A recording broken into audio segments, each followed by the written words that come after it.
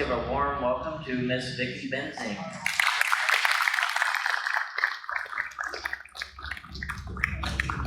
Thank all of you for having me come here to talk about my favorite subject, the purple airplane. There's not many of these P-51s in civilian paint schemes anymore, so I'm going to tell you the story of this one. This picture was taken in 2014 up at Reno, and it's one of my favorite pictures of the airplane. It shows 3 of the Mustangs painted in civilian paint schemes. All right. First, I'm going to start with talking a little bit about myself, how I learned to fly, and how I got into aerobatics, and what I've done with Reno. And then I'll talk about the airplane, its military history, its civilian history, talk a little bit about all the antics that Clay Lacey got up to with the airplane, and then how I came to purchase it, and what we did with the airplane, and my last race with it, Reno, and what my future plans are. My uncle was a pilot. He flew this pit special. It was a very special pit special, 8 Lima. It's actually in a museum down in Arizona. It was a Ledford Pitts. It was one of the first pits. And I was just a young kid at the time. I remember the first time my uncle took me out flying. I was maybe 5 years old, 4 years old. I was just sitting in my father's lap, and I was so young that I didn't know if those were real cars or toy cars on the road, or real houses or toy houses.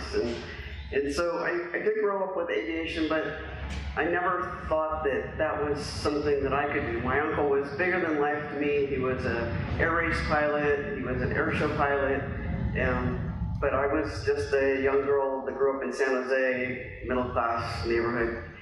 And it wasn't until I went away to college and one of my buddies asked me if I wanted to go skydiving that I got really interested in being up in the air. So I went skydiving, and I fell in love with skydiving, and I just couldn't be in the air enough. So I went to my parents and said, hey, I really want to learn to fly. And one of my father's friends had this 1941 Tailorcraft out of Watsonville. So I would drive down every Saturday from Berkeley, and I started in October of '82. And I take 2 lessons on a Saturday, and I finished my license in February of '83. And of course, since I learned in a utility category airplane, and my flight instructor was a former military instructor, he taught me how to, well, at the time you had to learn how to spin an airplane. So I loved the spins. And because of that, he taught me how to loop and roll the airplane. So I would loop and roll and spin the Tailorcraft. And so when I finished my private pilot rating, I went to Amelia Reed at Reed Hillview Airport, and I took a 10-hour course with her. And I flew her Citabria. And Amelia was quite a character, so you'd be in the front seat, and if you did something she didn't like, she had this stick, and she'd like whack you on the shoulder with it. And anyways, and she didn't believe in headsets, so you had to use the microphone to listen to them.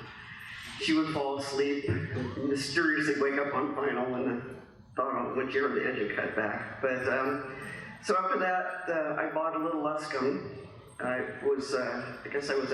I had finished graduate school and I was doing a postdoc up at the University of Oregon. I bought a little Luscombe, and I used to loop and roll that airplane until I read one day that somebody pulled the wings off their Luscombe looping their airplane.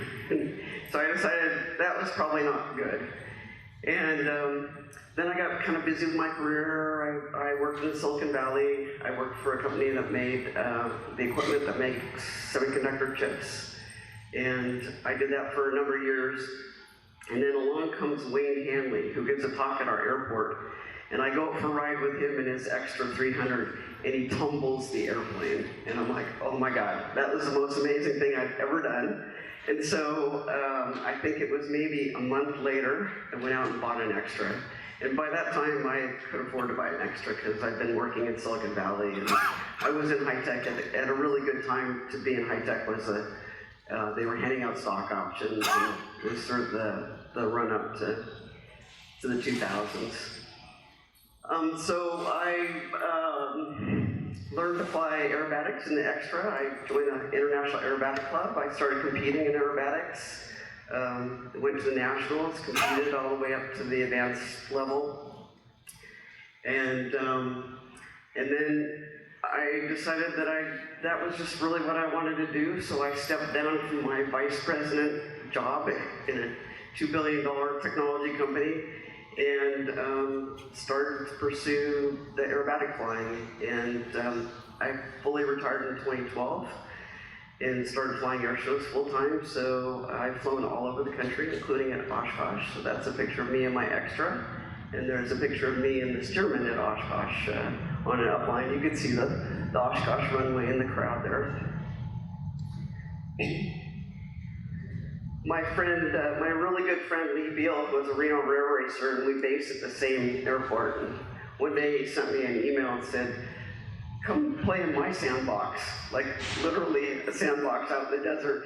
And so I went out to Pilot Racing Seminar, and I actually went out to Pilot Racing Seminar in my extra, and I got qualified to race in sport class. And I had a ball out there, hanging out with the guys and flying around the racetrack. And so he asked me if he found an airplane for me to fly, would I come out to the races and race it? And so he did. He found me an airplane, and I went out and raced my first year in 2010, and I won my very first race. I had to pass Scott Nelson to win it, and so I got the fire truck ride, so the hook was set for me racing. And on my second race, I had a prop over speed, and I had to dead stick the airplane in, so I ended up getting Rookie of the Year in sport class.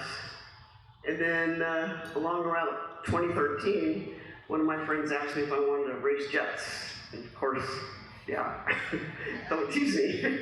So he made an L39 available for me to get typed in, and I went through PRS in the L39. That was the year they had the mid-air in the PRS. And I went out and raced in jet class. And in 2017, I had an opportunity to fly an L139 in jet class. And I set the record on the race course for the fastest woman at Reno at 469.831 miles an hour. And then this year I got to race in Unlimited, so I'll tell you that story a little later on. I've been lucky to be involved in a bunch of other projects through the years, getting to fly for some movies and some TV shows, and also there's that picture of I guess it's the drone, do some drone chasings for first flights and for Predator drones for a friend who owns a company out of Apple Valley that chases the drones for General Atomics.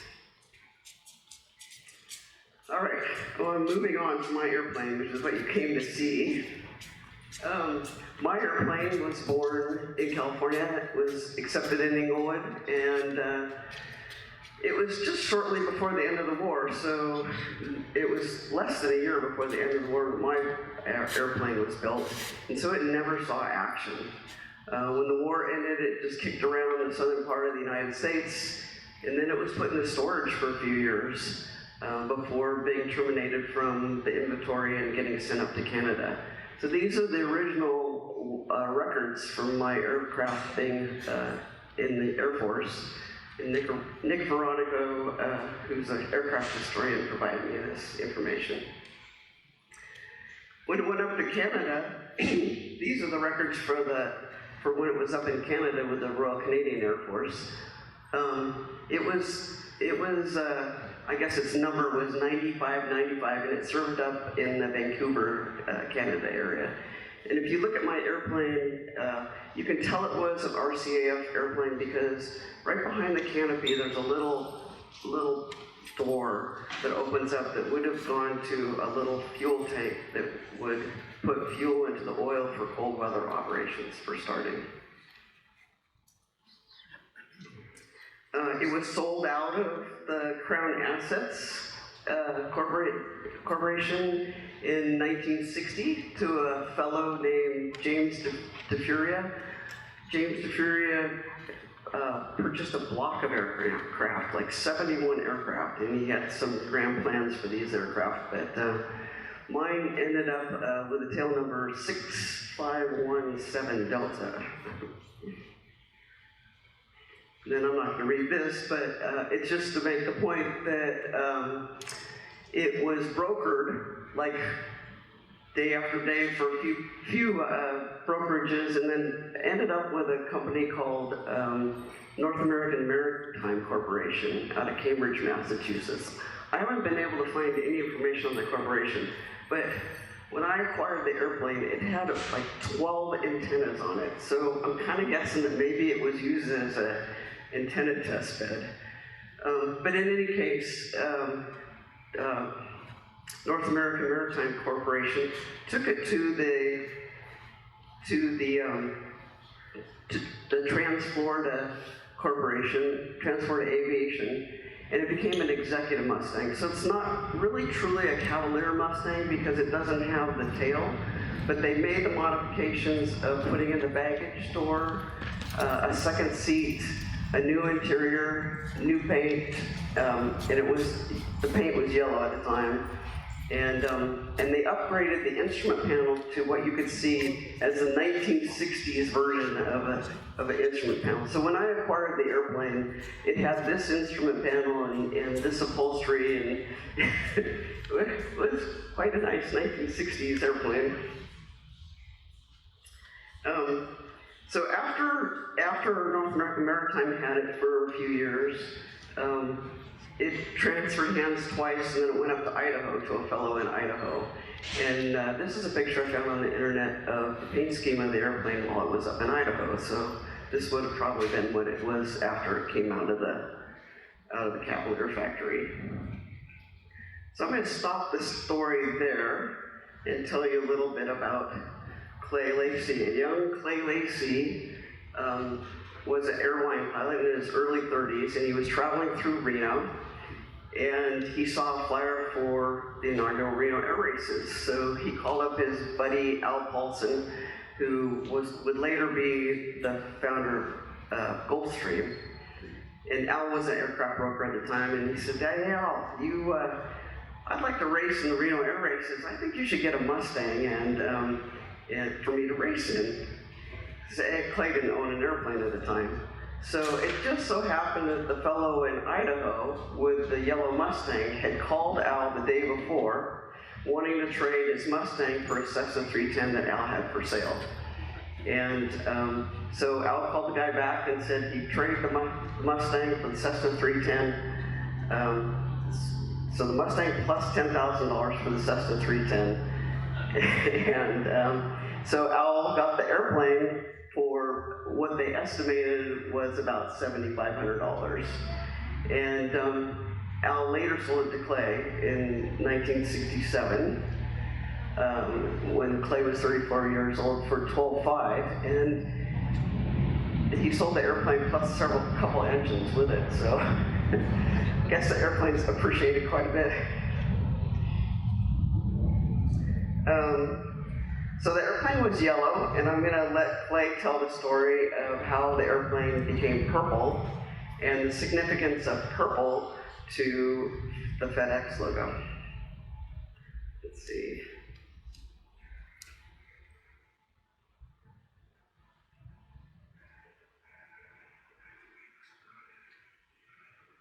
This got when I got it, but Al Paulson had repoed some Constellations from an airline he sold them to, and he decided to keep the airline going. Actually, a couple of his friends wanted to run it.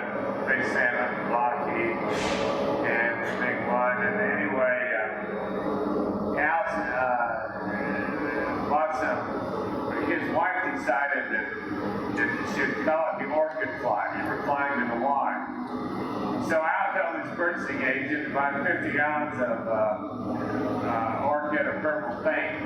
They were going to paint a stripe down the window line, so 3 airplanes. Well, the guy bought 15 other gallons. And so, man, Al started painting tugs, ladders, everything he had purple, because he had all this purple paint.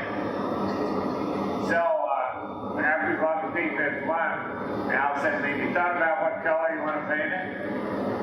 And I said, well, I really haven't. He said, good, we'll paint it purple. And he said, people will remember it. They called it Purple People Eater. And we got started that way, and people did remember it. And it became well known. I've never changed the color.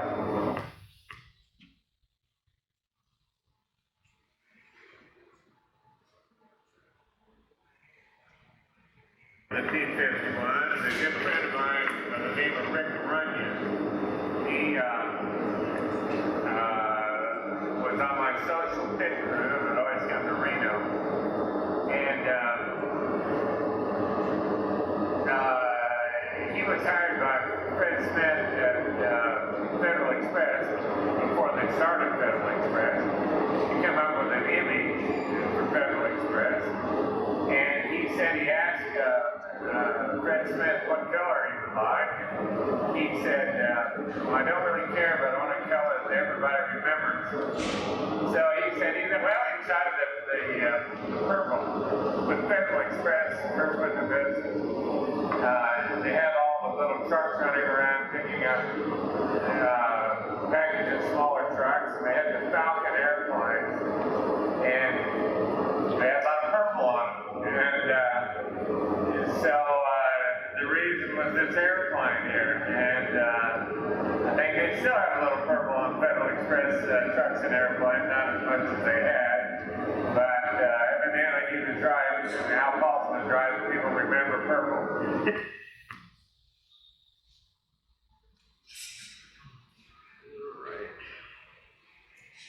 So, at some point, Clay changed the tail number, I guess it was 1970, to 64 Charlie Lima, from what it had been changed before, 182 X-ray Foxtrot, and sometimes it was just 182 X-ray that you'd see in the pictures.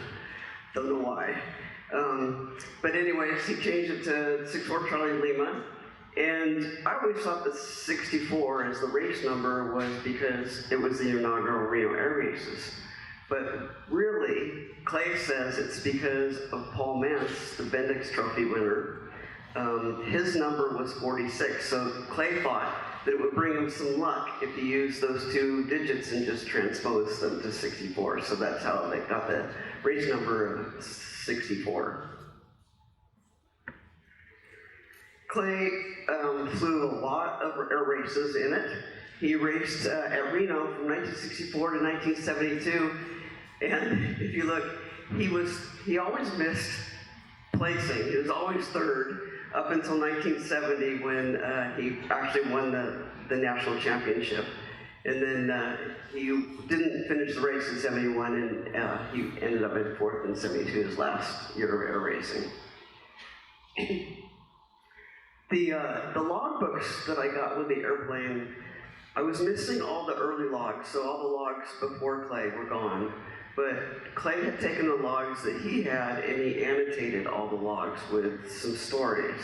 So I thought I would show you a few of these stories because it's pretty cool to see these in the logs, and they'll be there forever. So he says, a review of this logbook shows many interesting flights missing. I will attempt to add a few. In 1964, Van Nuys to Pensacola, Florida to participate in the 1964 Tampa to Reno race, got into a hurricane, landed at Eglin Air Force Base, Florida, missing engine, did not make the race start, returned to Reno, participated in the first Reno air race, placed third. Well, that story is that he was going out to that race, and he flew into this hurricane, and the engine started surging, and he looked down, and there's Eglin Air Force Base, so he goes in and lands. And in the meantime, they evacuated all the planes out of Eglin, and they brought him into the hangar, and he says they were trying to figure out what a purple Mustang was doing there while he went to the Coke machine to get some bottles, empty bottles. And he went and he drained out tons of water out of the ox tanks. I guess the ox tanks were taking on water through the vents, and that was the reason that the engine was surging. So he spent the night there. The following morning, he flew the airplane out to the race start, but he missed the start of the race. So he had to turn around and fly it out to back to Reno. And he said that the time that he got flying was actually 20 minutes shorter than the guy who won the race. But of course, because he didn't start with the rest of them, he didn't win the race. There were a lot of races around the LA area. This one says, okay, flew from Van Nuys to Tampa to Reno, placed second in the cross-country race, Tampa to Reno after an engine problem. The Reno Pylon races 1965, placed third. He placed second in the 1965 Los Angeles Air races, first in the 66 Los Angeles Air races when the prop control failed, and he had to dead stick it in. And then in 1966, the Las Vegas Air race to Boulder, Nevada. And then here in 1971, he says he flew from Van Nuys to Wichita to Milwaukee, flew the Milwaukee to St. Louis cross-country rail race, 29,000 feet with a true airspeed of 505 knots.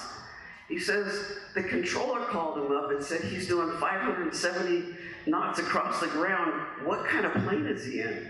And he answers he's in a P-51, and the controller says, I've never seen a prop plane go that fast.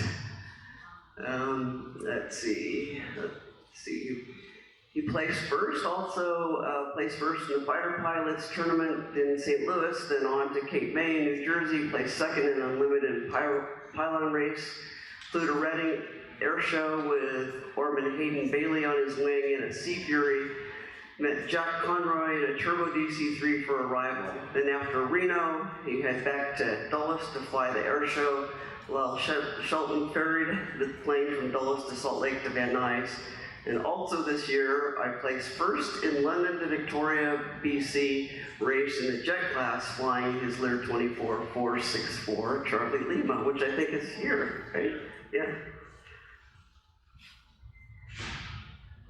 Yeah, you can have a copy of these if you want. So there were a lot of famous people to get to fly in this airplane. So we had a couple members of the House of Representatives, Bob Dorman and Barry Goldwater.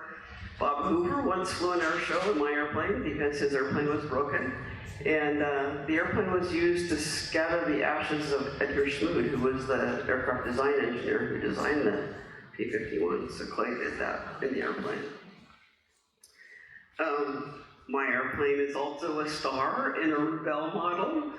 A fellow came up to me at an air show this year, trying to think, Clay, he had this model.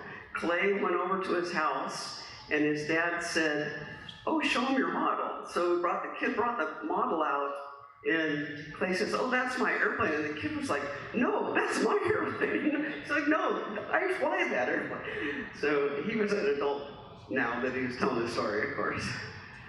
And then it starred in an episode of Magnum P.I. Let's see if I can. As though a Learjet and a Mustang could fly to Hawaii. So I asked Clay which of the airplanes he was flying, because they both belonged to him, and he said he was flying the Mustang, of course.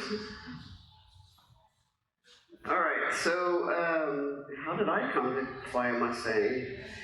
I guess I decided at some point I'd done all kinds of different types of aviation, but I really hadn't had a chance to fly a warbird. And since I don't live near a museum and I don't really work on airplanes, was unlikely I was going to get a chance to fly a Mustang. So for my birthday, I decided I'd go to Stallion 51 and get checked out in the Mustang. So I did my type rating in February of 2018. I was graduate number 183, and I thought, oh, if I go get typed in the Mustang, maybe somebody would let me ferry their airplane, or who knows what would happen, right? You've got to open a door for yourself so that other doors might open. And I think it was around Christmas time that my husband gave me this little model of a Mustang, and he said, here's a Mustang. This is the only Mustang you're ever going to get. So, little did he know. It took me, I heard that Clay's airplane was for sale. Clay was my neighbor up at Pine Mountain Lake, and I just heard through the grapevine that his airplane was for sale. He'd owned it for 50 some odd years. And so I worked on my husband, and finally he agreed.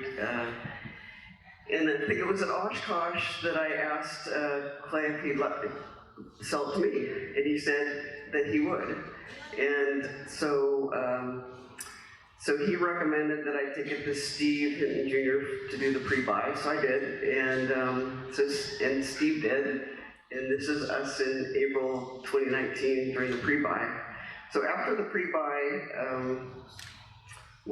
because in California you have to pay sales tax on aircraft that you purchase, we decided to do the transaction up in Oregon. There's a loophole in the sales tax law that says if you have a business, which I do, is the air show business, that does interstate business, you can purchase the airplane out of state and fly it 55% of the time out of state, and you don't have to pay sales tax. So when the pre-purchase was done, and the airplane hadn't flown for a really long time. I think the last time the airplane really flew anywhere was 2014. And so Steve-O put about 10 hours in the airplane to make sure it was safe. And then I got Dan Vance to come down and fly the airplane from Van Nuys up to Oregon. And so this is just a picture of Clay and Pete Regina and Dan Vance and I getting ready to take the airplane out of Van Nuys for the purchase. And so Dan flew the airplane up to Medford, Oregon, and we did the transaction. So this is the day of the transaction, June 22nd of 2019, and that was the day I bought the Mustang. So following the purchase, I had to fly it around. So I flew it for about 25 hours before we took it down for restoration. And I flew mainly up to Reno, flight down to Bakersfield. I flew it up to Washington State to visit some sponsors. And then the last flight I made before taking it in for restoration was to Reno. And before that, I had a fellow named, I brought it down here, down to Van Nuys, I think, and had a fellow named Mike Bull repaint all the lettering on the airplane. So Mike did all the original artwork. He was a teenager when Clay acquired the airplane in the 60s, and Mike did all the original artwork on the airplane. So I had him redo all the artwork to make it look nice, to bring it up to Reno for static display. So I brought it up to Reno and put it on static display in 2019, and then we took it to down to Chino to be restored. And it wasn't too soon. So in October, we pulled the engine off and sent it to vintage V12s up in Tehachapi. And here's a little video of Steve moving the carburetor. Carburetors are not supposed to be loose on the engine. And so, yeah, there was a hydraulic leak, and it was just, the last time the engine had been overhauled was in 1976. And the hydraulics had never been overhauled, so yeah. Let's see. Okay, we took it completely apart. Steve was working on a Hellcat at the time, and so he wasn't able to give it his full attention until, I guess it was March of 2020. And then he just started taking it apart. It was unbelievable how far an airplane comes apart. Let's see if I can start this with this. So, at a time, that's our fuselage parts. There's the first layer. Second row. Oh my goodness. And the top here.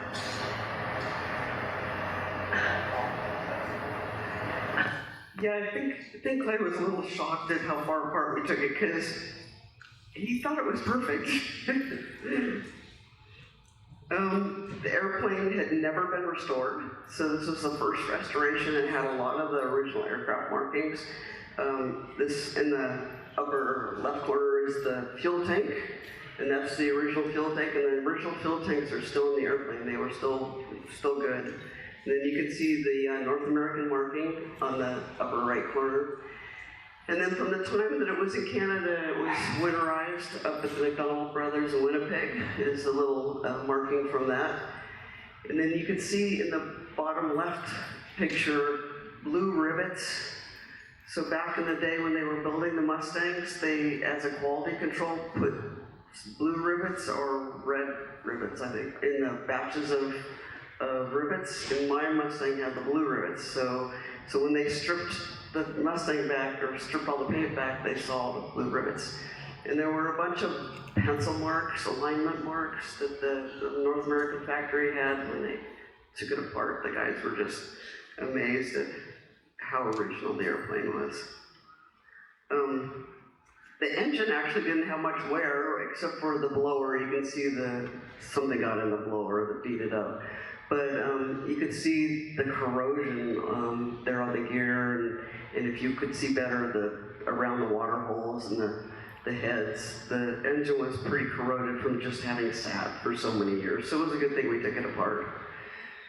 And the engine shop takes about a year, so that's why we thought we should get the engine started right away. So that's why Steve-O called it in October. But actually, the fuselage and the airplane took much longer to rebuild than the engine.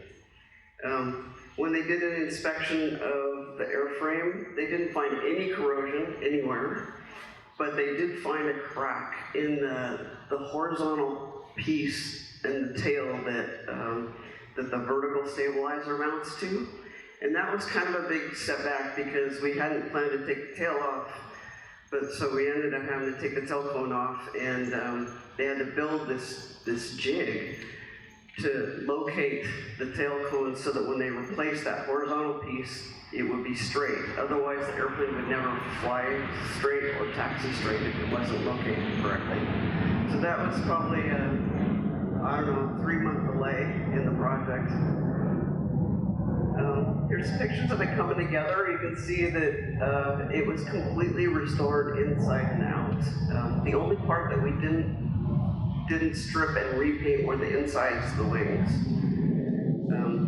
So I was, of course I live up in Monterey. The project's down in Chino, and I would fly down there regularly to visit it. But Clay lives much closer.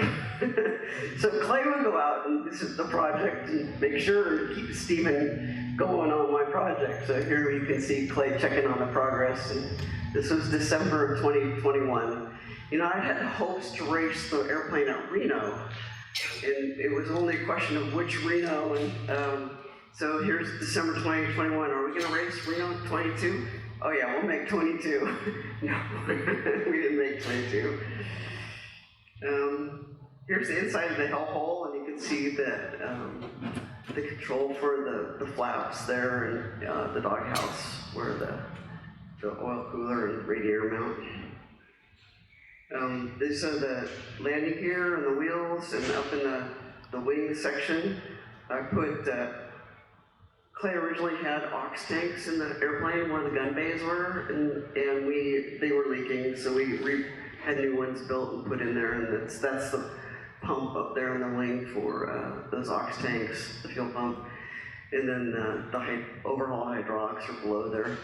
The landing gear and the wheels all got completely overhauled. There was cracked trunnions or parts in the wheels that had to be replaced.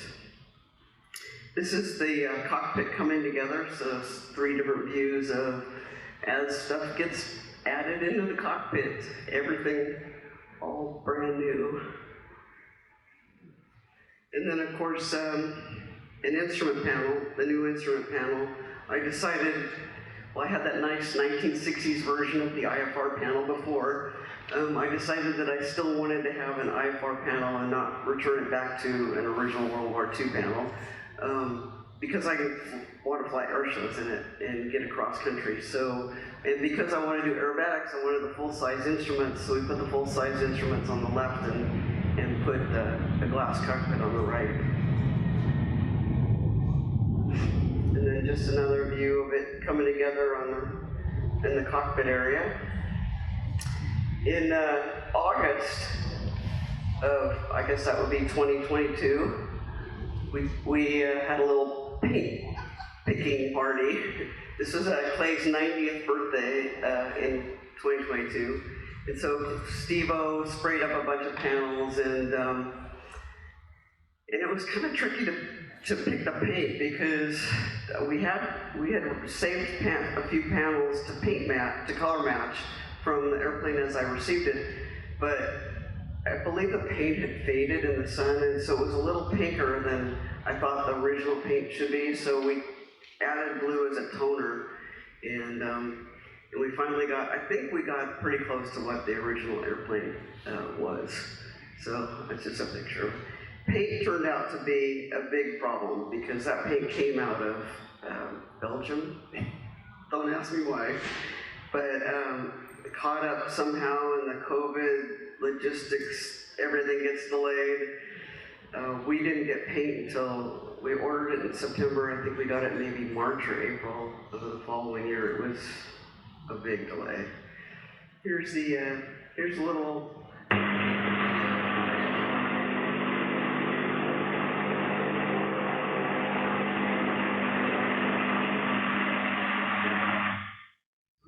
We got the engine back in October, and we had them do the test run because we're getting ready to install it. The airplane was almost done, but then the paint held us up. So the airplane had to sit after it was run or the engine had to sit after it was run for a number of months before it could get installed. So Clay comes by again to inspect Steve's paint work. This was in April of 2023. And then in August of 2023, you can see between April, so they started the paint in about April and finished it up in August. So August 13th is when I came down and they actually rolled the airplane out of the paint booth. And every component had been painted. So everything was painted, the wings were on the airplane, but everything was painted separately and then put back together. So this is, in August 26th was the first run of the engine on the airplane. See if I can get that going.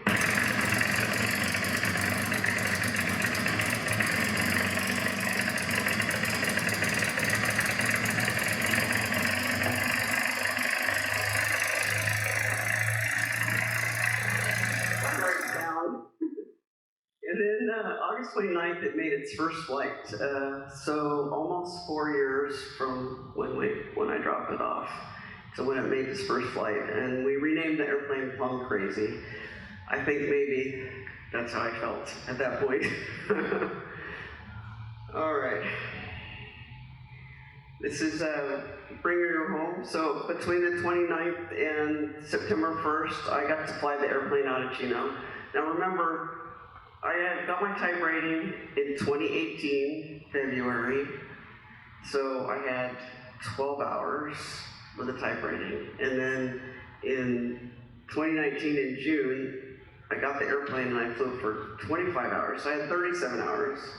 And now it's 4 years later, and I got to get in the airplane, it's only got a single set of controls, and go fly it. So that was a little intimidating, needless to say, but it turned out well. And so I made the first flight on it, and then we did a bunch of formation flights because I wanted to take Reno, and I'm a formation pilot, but I hadn't ever flown formation in a Mustang. So we did several formation flights, and then on September 1st, I brought it home. And so then I had something like 30 hours, and so I had to fly it another 13 hours to qualify to race at Reno, because you have to have 50 hours. So I took it out and I flew it all around, and I think I had a problem with one of the temperature gauges. I flew back to Chino, had them repair it, brought it back. But you have to also, to pass the check ride to race, demonstrate aerobatics. You have to do flip-flop, flip upside down, flip right side up. That's really no problem for me because that's what I do for a living. But you also have to do a simulated engine out. So if you're on the race course going race speed, you have to pull throttle back, pull up, and then go land on one of the runways. And so I was a little worried about that because it's a completely different airplane. It glides a lot different than anything else I fly. So I beat up Crow's Landing Airport pretty good, and King City Airport pretty good, doing these simulated flame outs. And I think on the internet I found some place like what's that P-51 doing out there? Crow's Landing doing these. And it didn't go unnoticed. So that was September 1st. September 8th, so was that 8 days later? I packed up the airplane and flew it down to Shafter and flew with the rest of the Chino boys out to Reno and brought the airplane up to Reno. And that week I got my race license. I am number 256 ever to get a race license in Unlimited at Reno. And flew down the race course and finished 4th in Unlimited Gold. So we were really pleased with that. And yeah, I mean, I'm only the pilot. There was a lot of support there. So at the races, I lost a mag. We had to replace a mag at night. I've had a series of early failures on the airplane, but it was good during the races, except for the mag. I couldn't believe we had so many fans at the races. It was incredible. So I have these pair of purple shoes. I think you saw them in one of the other pictures. So I wore those at the races, and some gal took a picture and posted it of me in my purple shoes. Someone proposed to their girlfriend in front of our airplane, asked if they could propose to their girlfriend because her favorite color was purple. So we went out and bought a piece of astroturf so that he could kneel on the ground and propose to her. The little girls absolutely fell in love with the airplane, so there's one just showing off in front of it. And then Brad Haskin did a jacket for me, painted it up, and gave it to me in the colors of the airplane. The airplane is really beloved, I would have to say. At the races, I was parked next to Jim Rust. I don't know if you guys know Jim Rust. Jim had Whirlwind propellers. And Jim Rust flies a Mustang. I can't remember the name of his Mustang, but anyways, his was a bit next to mine. And he went and bought this little pop-up shade cover, and because it was kind of hot there at the races, and this dust devil came out, and the dust devil picked up the pop-up shade thing, and it flew over his airplane, over the truck, and it landed on my airplane, like fresh out of restoration. Of course, nobody was more upset than Jim, and I accused him of trying to sabotage the races, but the airplane was still flyable. And after the races, I took it back to Chino, and they repaired the damage, and we had to do quite a lot of avionics work. So that's the finished panel, the finished cockpit, which I think turned out really nice. Corey O'Brien did the little graphics for me, hand painted that. I had a water tank in for the races for cooling, to spray the radiator to cool so that the radiator door could close. We took that out and put the rear seat back in, and then of course we had a lot of the graphics we didn't have time to paint them on before the races. They were stickers, so we took the stickers off and painted them, and we painted up the gear door, and we included the 23 race results. And then finally I got to bring her home for good in January 5th of this year, after, God, so long.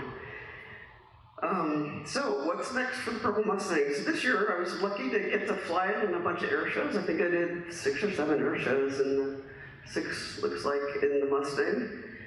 Next year it looks like it'll be at least that many in the Mustang, so I'll be taking it on the road.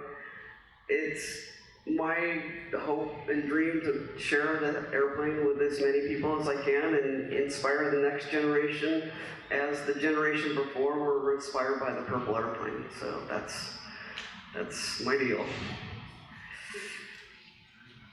All right, so I think that concludes my talk. I just wanted to say a few thank yous to my long-suffering husband, who the plane really only benefits me.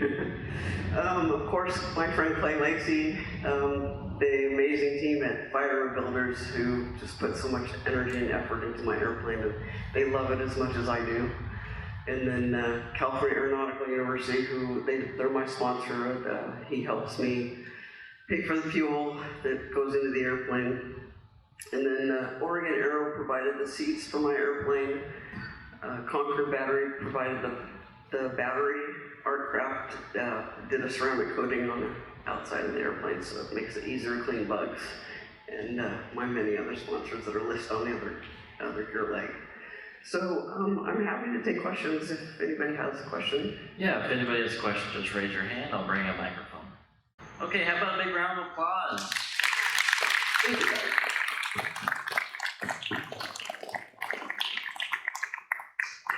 Well, I want to thank you again for coming out today. If you're not a member, consider becoming a member. You can come for a whole year. You can come to these programs for free. We do them every Saturday.